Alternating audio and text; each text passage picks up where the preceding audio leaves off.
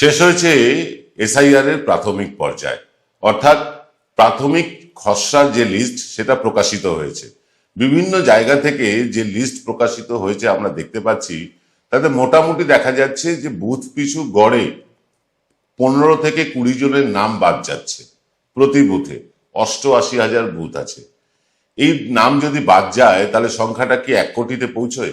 না, 1 কোটিতে পৌঁছচ্ছে না। এবার যে খসড়া লিস্ট বেরিয়েছে তাতে অনেক জীবিত ভোটারের নামও বাদ চলে গিয়েছে। যেমন ডানকুনির একজন কাউন্সিলর, তিনি স্ট্যান্ডিং কাউন্সিলর, এখনো কাউন্সিলর, তার নামটাই বাদ। এরকম বহু নাম বাদ চলে গিয়েছে যে নামগুলো আবার জুড়বে হিয়ারিং এর পর।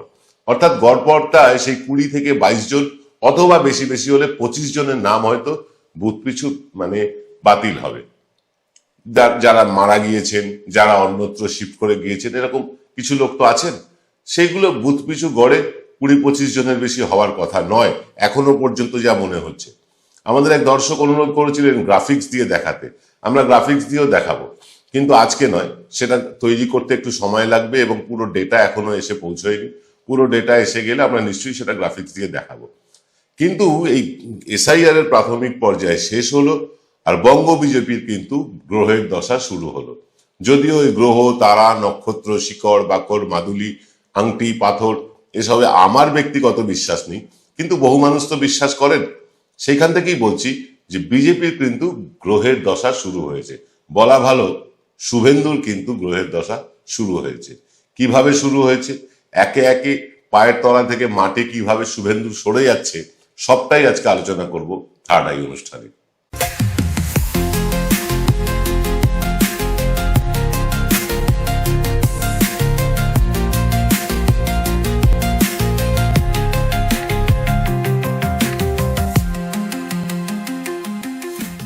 নমস্কার, শুভ সন্ধ্যা। আমি আপনাদের প্রবীর বিশ্বাস, আর আপনারা দেখছেন বিশ্বজোড়া বাঙালির আওয়াজ এনকে ডিজিটালের প্রভাতী সম্প্রচার থার্ড আই।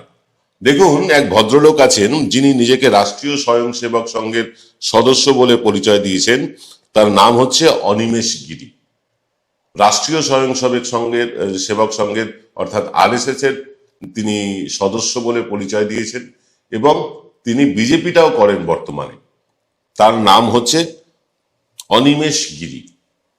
কে এই অনিমেষ গিরি? পরিচয় তো দিলাম, কিন্তু কি তার অভিযোগ?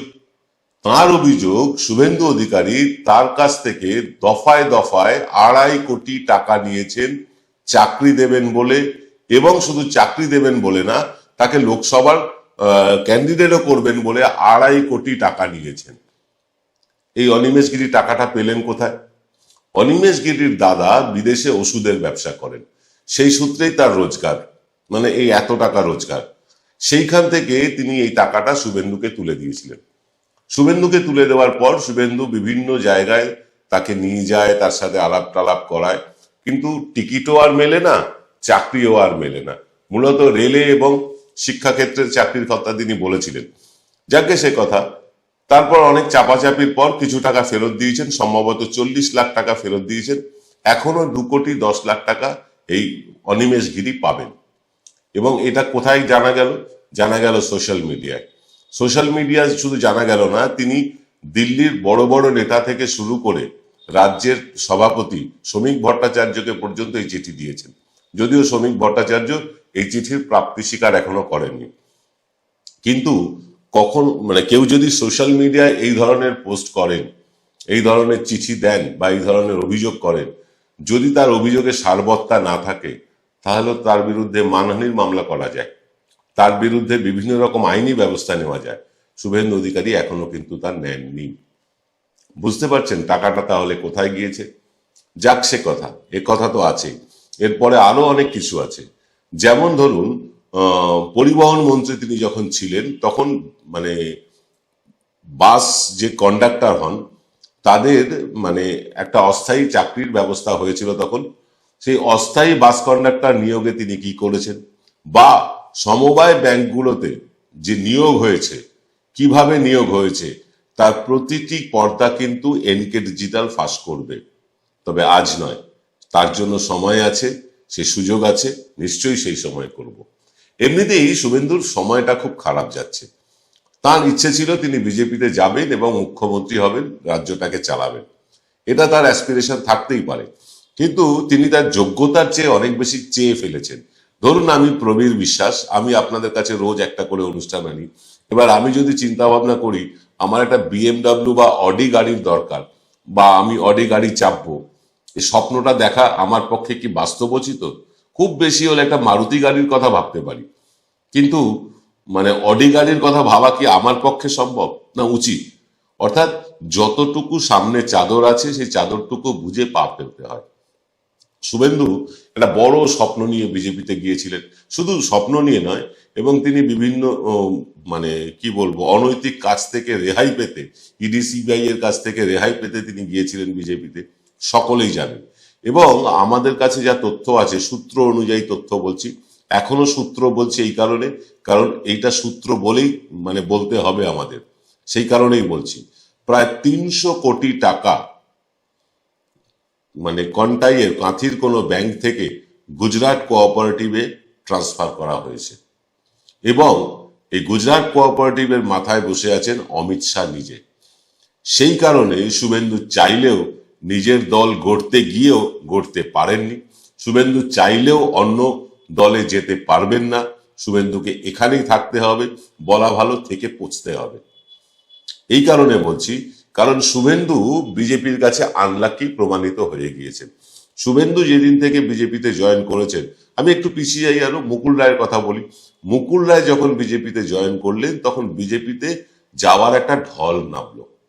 তৃণমূল থেকে দলে দলে নেতারা, এই রাজীব ব্যানার্জি বলুন, সব্যসাচী দত্ত বলুন, এরকম বহু নেতা, বড় বড় নাম, তারা দিল্লিতে গিয়ে বিজেপিতে জয়েন করলেন, উত্তরীয় পড়ে জয়েন করলেন। শুরু হলো বিজেপির জয়যাত্রা, যোগদান মেলা করলেন তারা, বিভিন্ন জায়গায় এই মেলার আয়োজন করা হলো, সেখানে দলে দলে মানুষ বিজেপিতে জয়েন করলো। মনে করে দেখুন 2019-এর ঠিক আগের কথা। সেই সময়ে মানে একটা হাওয়া উঠলো, বিজেপি আসছে। শুধু মানে সোশ্যাল মিডিয়া না, টেলিভিশন মিডিয়া না, ট্রেনে বাসে পথে ঘাটে সকলেই বলছিলেন এবার কিন্তু বিজেপি আসছেই।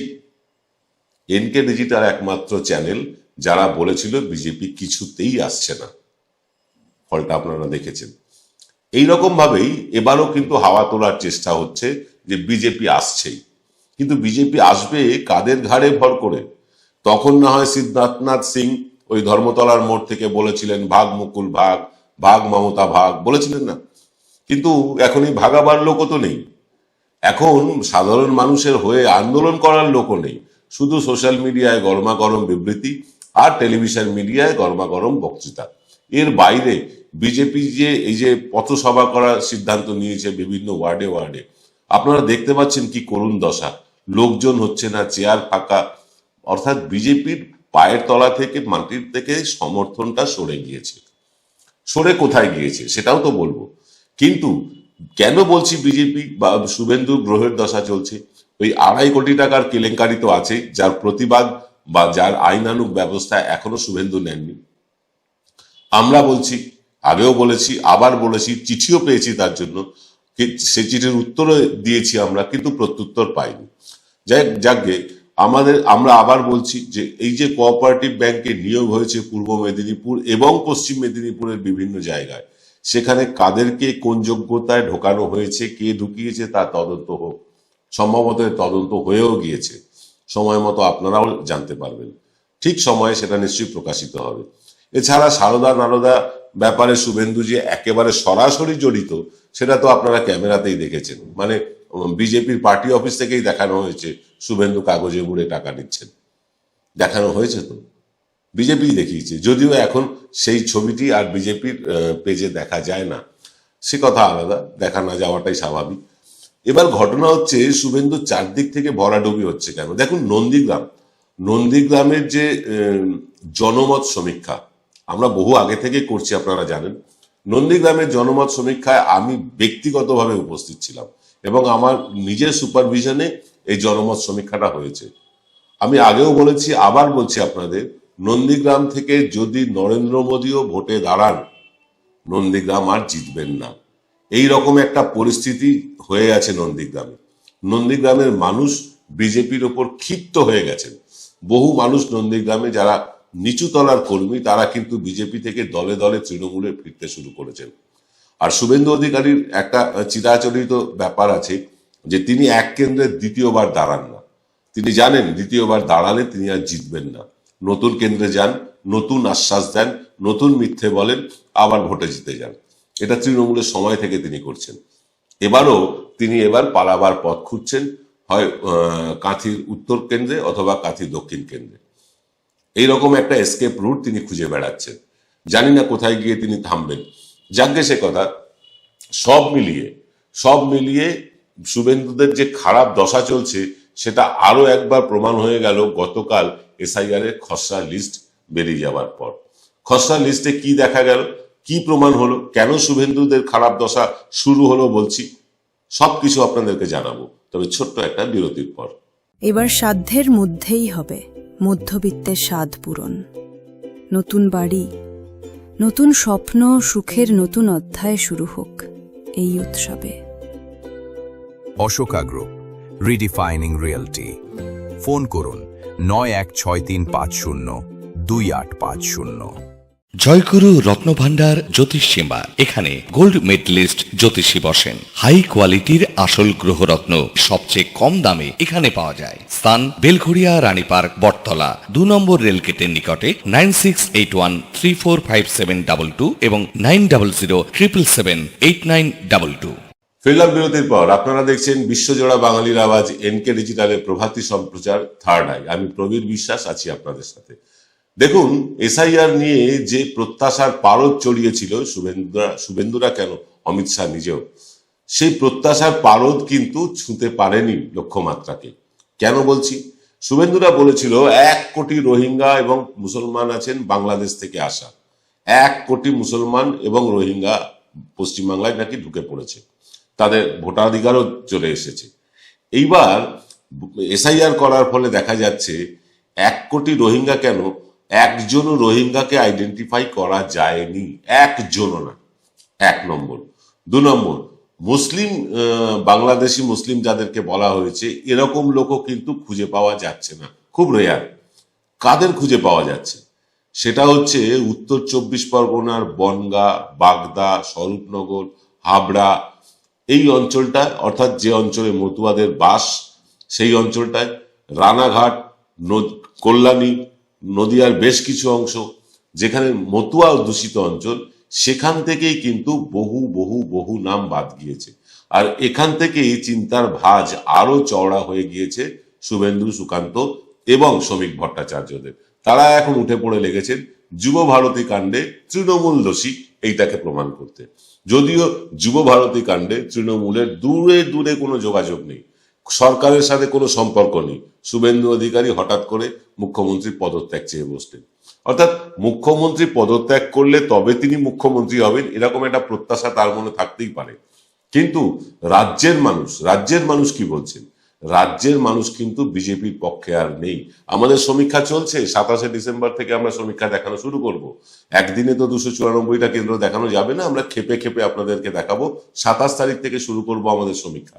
দেখতে ভুলবেন না, তখন বুঝতে পারবেন যে বিজেপির পায়ের তলার মাটি কিভাবে সরে যাচ্ছে বা অলরেডি সরে গিয়েছে। আগামী নির্বাচন আস্তে আস্তে সম্ভবত মার্চ মাসের শেষে নির্বাচন হবে, এপ্রিল মাসের প্রথম সপ্তাহ পর্যন্ত হয়তো নির্বাচন চলবে, তারপরে হয়তো এপ্রিল মাসের শেষের দিকে নতুন সরকার গঠিত হয়ে যাবে। শুভেন্দুর আর সরকার গড়া হবে না, শুভেন্দুর মুখ্যমন্ত্রী হওয়া দূরস্থ। কারণ আপনাদেরকে বলছি যে মতুয়া ভোট, রাজবংশী ভোট অনেকটাই সরে গিয়েছে বা তারা ভোটাধিকার হারিয়েছে। তারপরে অনেক মানুষ আছেন যাদেরকে বিজেপি বলেছিল নাগরিকত্ব দেব, সেই মানুষগুলোকে নাগরিকত্ব দিতে পারেননি, সে মানুষগুলো সরে গিয়েছে। আর যে মানুষেরা, বামপন্থী মানুষেরা প্রথমে রাম তারপরে বামকে আনবেন ভেবেছিলেন, তারা বুঝতে পেরেছেন এই রামকে দিয়ে, অর্থাৎ এই শুভেন্দু, এই শ্রমিক ভট্টাচার্য বা এই দিলীপ ঘোষ, এদের দিয়ে পশ্চিমবাংলায় কোনো অবস্থাতেই মমতা বন্দ্যোপাধ্যায়ের মতন একজন স্ট্রিট ফাইটার, একজন লৌহ মানবীকে সরানো সম্ভব নয়। মমতা বন্দ্যোপাধ্যায়কে সরানোর জন্য আরো একটা মমতা বন্দ্যোপাধ্যায় তৈরি করতে হবে এবং তারা সেই লক্ষ্যেই কিন্তু এগোচ্ছেন। মীনাক্ষী বলুন, দীপশিতা বলুন, বিভিন্ন বা শতরূপ ঘোষ বলুন, তাদেরকে কিন্তু বিভিন্নভাবে তৈরি করার চেষ্টা হচ্ছে। অর্থাৎ মমতা বন্দ্যোপাধ্যায়কে হারাতে গেলে আর একটা মমতা বন্দ্যোপাধ্যায় দরকার পশ্চিমবঙ্গে, যেটা বামেদের কাছেও এই মুহূর্তে নেই, বিজেপির কাছে তো নেই। এবার ঘটনা হচ্ছে যে মানুষগুলো ভরসা করেছিলেন বিজেপিকে, তখন দিলীপ ঘোষ নেতৃত্বে ছিলেন, তার গরমা গরম বিবৃতি, কেটে ফেলবো, মেরে ফেলবো, বুক লক্ষ্য করে গুলি চালাবো ইত্যাদি ইত্যাদি তিনি বলেছিলেন। ফলে বেশ কিছু বাম উজ্জীবিত হয়েছিল, এটাই বোধহয় পশ্চিমবঙ্গ জয়ের পথ। কিন্তু দেখা গেল না, এই কেটে ফেলবো, মেরে ফেলবো, গুলি করে দেব বা মাটির তলায় শুইয়ে দেব, এই রকম ভাবে পশ্চিমবাংলা জয় করা যায় না। এটা কিন্তু তাদের বিলম্বিত বোধোদয় হয়েছে। 22.5% বামেদের ভোট বিজেপিতে চলে গিয়েছিল।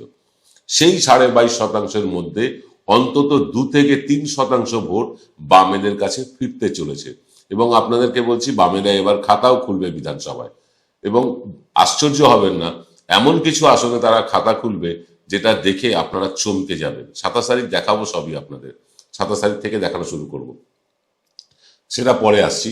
কিন্তু ঘটনাটা হচ্ছে যে এই যে 2-3% বাম ভোট সরে যাওয়া এবং মতুয়া রাজবংশী ভোট সরে যাওয়া, এটা তো গেল, মানে মাইনাসে গেল। প্লাস কি হলো, নতুন ভোটার যারা, তারা কি বিজেপিকে ভরসা করছে? রাজ্যে রাজ্যে দেশের সর্বত্র বেকারত্ব চরমে, জিনিসপত্রের দাম আকাশ ছুঁয়েছে। বেকার যারা, তারা যারা প্রত্যাশা করে যে সরকার আমাদের চাকরি দেবে, সরকার আমাদের কর্মসংস্থান করবে, তারা বিজেপির ওপর ভরসা করতে পারছে না অন্য রাজ্যগুলো দেখে। ডবল ইঞ্জিনের সরকার যেখানে যেখানে আছে, ধরুন হরিয়ানার কথাই বলছি, হরিয়ানায় ডবল ইঞ্জিনের সরকার, সেখানে বেকারত্ব ভারতবর্ষের সবচেয়ে বেশি। উত্তরপ্রদেশ, সেখানে বেকারত্ব বেশি। বিহার, সেখানকার অধিকাংশ মানুষ রাজ্যের বাইরে গিয়ে মানে শ্রমনিবিড় যে কাজগুলো, সেই কাজগুলো করেন।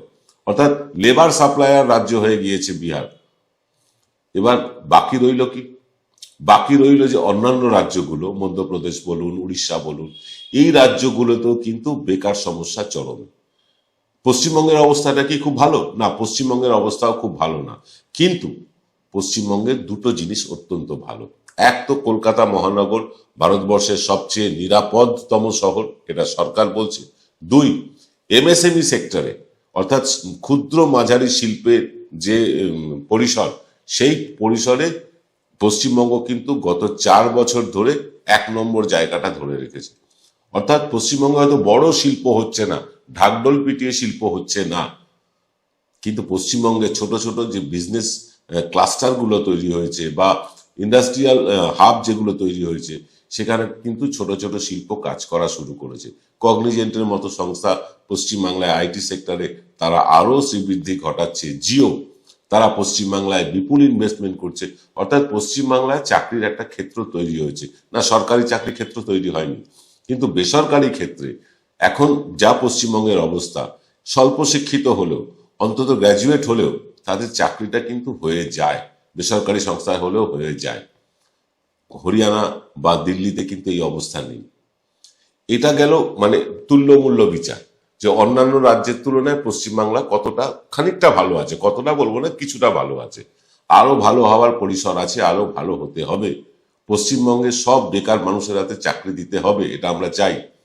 কিন্তু পশ্চিমবঙ্গের থেকে সাথে যদি তুলনা করেন আপনি অন্যান্য রাজ্যের, আপনি দেখবেন পশ্চিমবঙ্গে অনেকটাই ভালো আছে, অনেকটাই ভালো আছেন। যতই আরজিকর নিয়ে মাতামাতি হোক, যতই সন্দেশখালী নিয়ে মাতামাতি হোক, আদতে পশ্চিমবাংলার মানুষ ভালোই আছে। কিন্তু বিজেপি যেটা চাইছে যে পশ্চিমবাংলার মানুষ ভালো নেই, এখানে যুবভারতীর জন্য মুখ্যমন্ত্রী দায়ী, আরজিকরের জন্য মুখ্যমন্ত্রী দায়ী, এমন একটা ব্যাপার যেন মুখ্যমন্ত্রী আরজিকরে ধর্ষককে পাঠিয়ে দিয়েছেন, মুখ্যমন্ত্রী যুবভারতী স্টেডিয়ামে মাঠে নেমে হল্লা করতে বলেছেন দর্শকদের। এগুলো মানুষ কি নেয়? মানুষ কি বোঝে এগুলো? মানুষ কি বিশ্বাস করে এগুলো? এরকম একটা কাল্পনিক জগতে দাঁড়িয়ে বিজেপি ভোটে লড়তে যাচ্ছে। আমরা আগেও বলেছি, আবার বলছি, সমীক্ষা দেখানোর আগেই বলছি, এই মুহূর্তে দাঁড়িয়ে বলছি 55টার বেশি আসন আমরা দেখতে পাচ্ছি না, বিজেপি পাচ্ছি না। উত্তরবঙ্গে একটা ব্যাপক ধস নেমেছে বিজেপির মধ্যে, কারণ শঙ্কর ঘোষ তিনি সিপিএম থেকে যাওয়া বিজেপির নেতা, এবং তিনি সিপিএম থেকে গিয়ে প্রথম যে কাজটা করেছেন, সংগঠনের সর্বত্র সিপিএম এর থেকে আসা লোকজনগুলোকে বসিয়ে দিয়েছেন। ফলে যারা আদি বিজেপি, যারা আরএসএস করে এসছেন, তারা কিন্তু ডিপ্রাইভড হয়েছেন। শুধু ডিপ্রাইভড হননি, তাদেরকে একেবারে কর্নার করে দেওয়া হয়েছে, তাদেরকে ঘর বন্ধ করে রাখা হয়েছে। তারা রাস্তায় নেমে রাজনীতিটা করতে পারছেন না। এই মানুষগুলো বিক্ষুব্ধ হয়ে গিয়েছে। দিকে দিকে মানে অ্যান্টি ইনকম্বেন্সি হওয়ার কথা তৃণমূলের ক্ষেত্রে, তারা 14-15 বছর ধরে ক্ষমতায় আছে, অ্যান্টি ইনকম্বেন্সি দেখা যাচ্ছে বিজেপির ওপরে। অর্থাৎ এই বিজেপির ওপরে রাজ্যের মানুষ ভরসা করছেন না। এই শুভেন্দু অধিকারী, এই শ্রমিক ভট্টাচার্য, এই সুকান্ত মজুমদার, এই দিলীপ ঘোষ, 4 জনের পরে 5 জনের নাম আর মনে আসছে না। অগ্নিমিত্রা পলকে ধরে নিতে পারেন, আর তো নাম মনে আসছে না। এই হাতে গোনা 4-5 জন লিডার যারা নিজেদের মধ্যে সবসময় খেয়ে নিয়ে ব্যস্ত, এ ওর পেছনে কাঠি, সে তার পেছনে কাঠি, এ একে ঠেস মেরে কথা বলছে, ও তাকে ঠেস মেরে কথা বলছে, এই রকম একটা বিশৃঙ্খল দলের ওপরে পশ্চিমবাংলার মানুষ ভরসা করবে কেন? আর যেখানে তাদের মূল ভোট ব্যাংক মতুয়া এবং রাজবংশী, সেই ভোট ব্যাংকেই তো ধস নেমে গেল এসআইআর এর ফলে। তার ফলে কি হচ্ছে? ফলে বিজেপির ভোট, অন্তত আমার ধারণা, ব্যক্তিগত ধারণা, এখনো আমরা সমীক্ষার মানে হিসাবে বলছি না, আমার ব্যক্তিগত ধারণা, বিজেপি যে 38% ভোট গত নির্বাচনে পেয়েছিল সেটা কমে গিয়ে 34-এ নেমে যেতে পারে, 35-এ নেমে যেতে পারে। আসন সংখ্যা তো কমবেই, শতাংশও কমবে। সব মিলিয়ে, সব কটা মিলিয়ে, অনুষ্ঠানটা ছোট করে আনি, সব কটা মিলিয়ে, সব কটা বিষয় নিয়ে শুভেন্দুর বিরুদ্ধে এই যে 2.5 কোটি টাকা মানে ঝেড়ে দেওয়ার অভিযোগ, তারপরে বিভিন্ন রকম নেতাদের বিরুদ্ধে নানা রকম যৌন কেচ্ছা কেলেঙ্কারির খবর আসছে বিজেপির বিরুদ্ধে। বিজেপির নিজেদের মধ্যে, নেতাদের মধ্যে কোনো মিলমিশ নেই, তারা একে অন্যের বিরুদ্ধে খেউড় করে যাচ্ছেন, মানে সুযোগ পেলেই একে অন্যকে ঠেস মেরে যাচ্ছেন। এই রকম একটা নড়বড়ে সংগঠন নিয়ে বিজেপি যে পশ্চিমবাংলায় জিতবে না, এটা কেন্দ্রীয় নেতৃত্বও জানে। কিন্তু কেন্দ্রীয় নেতৃত্বের পাখির চোখ কিন্তু পশ্চিমবঙ্গ। তারা জানে পশ্চিমবঙ্গ একবার জয় করতে পারলে সারা ভারতটাকে গেরুয়া রঙে লেপে দেওয়া তাদের পক্ষে কোনো রকম মানে সমস্যা হবে না। দক্ষিণ ভারতে তাদের অবস্থান প্রায় শূন্য, দক্ষিণ ভারতে তাদের জায়গা নেই। পশ্চিমবঙ্গটাই একমাত্র রাজ্য, এবং ঝাড়খণ্ড তো অলরেডি বিক্রি হয়েই গেছে বিজেপির কাছে। পশ্চিমবঙ্গ একমাত্র রাজ্য পূর্ব ভারতে যেখানে বিজেপি দাঁত বসাতেই পারছে না। ফলে বিজেপির এই রাজ্যটা খুব প্রয়োজন, কিন্তু প্রয়োজন হলেই তো হবে না, প্রয়োজনের জন্য সেই রকম সামর্থ্যও দরকার, সেই লোকবল দরকার। 80-88 হাজার বুথ আছে, প্রায় 90 হাজার, বেড়ে এখন 1 লাখও হতে পারে। এই এতগুলো বুথে একজন করে কর্মী দেওয়ার মতন যাদের সংগঠন নেই, তারা পশ্চিমবঙ্গ জয়ের স্বপ্ন দেখে না। তবুও ছলে বলে কলে কৌশলে অমিত শাহ নিজের রণনীতিতে তারা পশ্চিমবঙ্গ জয় করতে চায়। তার জন্য প্রধান হাতিয়ার ছিল এসআইআর। সেটা প্রাথমিকভাবে মনে হচ্ছে মুখ থুবড়ে পড়লো, ব্যাকফায়ার করলো বিজেপির কাছে। এরপরে যখন চূড়ান্ত তালিকা আসবে তখন আমরা আরো স্পষ্ট করে বলতে পারবো যে কোন জেলায় কত ভোটার বাদ গেল এবং তার ফল কি হবে। আমরা বলবো সে কথা আপনাদেরকে, চূড়ান্ত তালিকা প্রকাশ হোক, নিশ্চয়ই সে কথা বলবো। তার জন্য একটু অপেক্ষা করতে হবে আপনাদেরকে। আপনারা এটা নিয়ে মানে দুশ্চিন্তায় থাকবেন না যে এনকে ডিজিটাল ভোট সংক্রান্ত, রাজনীতি সংক্রান্ত কোনো খবর বাদ দেবে। আমরা প্রতিটি খবরের পুঙ্খানুপুঙ্খ বিশ্লেষণ করি এবং সেগুলো আপনাদের সামনে তুলে আনি। হয়তো একটু দেরি হওয়ার কারণ একটাই, আমরা যে খবরগুলো পাই তার সত্যতা যাচাই করতে, তার ফ্যাক্ট চেক করতে আমাদের একটু সময় লাগে। সেই ফ্যাক্ট চেক করার পর সেই খবর যদি সত্য হয় তবেই সেটা আপনাদের সামনে আমরা বলি। তাই এই যে খসড়া ভোটার লিস্ট এলো, এর উপর ভিত্তি করে সত্যিই কিছু বলা যাবে না, কারণ প্রচুর লোকের নাম এর মধ্যে জুড়বে, নতুন ভোটারদের নাম জুড়বে। সব মিলিয়ে চূড়ান্ত ভোটার তালিকাটা যখন আসবে তখন আপনাদের কংক্রিট করে একদম নিশ্চিতভাবে বলতে পারবো কোন অবস্থানে দাঁড়িয়ে আছে কোন রাজনৈতিক দল। তার জন্য নতুন যে তালিকা আসছে তার জন্য একটু অপেক্ষা করুন। আর অপেক্ষা করুন, আজ রাতে আসছেন সুমন ভট্টাচার্য তার সরাসরি সুমন অনুষ্ঠান নিয়ে। এ বেলায় পর্যন্ত সকলে ভালো থাকবেন, নমস্কার। Welcome to the world of civil business. A Bengali business personality and the most successful business group, Roy Construction Group of companies, now coming Sarib, West Bengal. Mr. Anup Roy, the managing director of the Roy Construction Group company, ready to serve his native land, the Mother Bengal.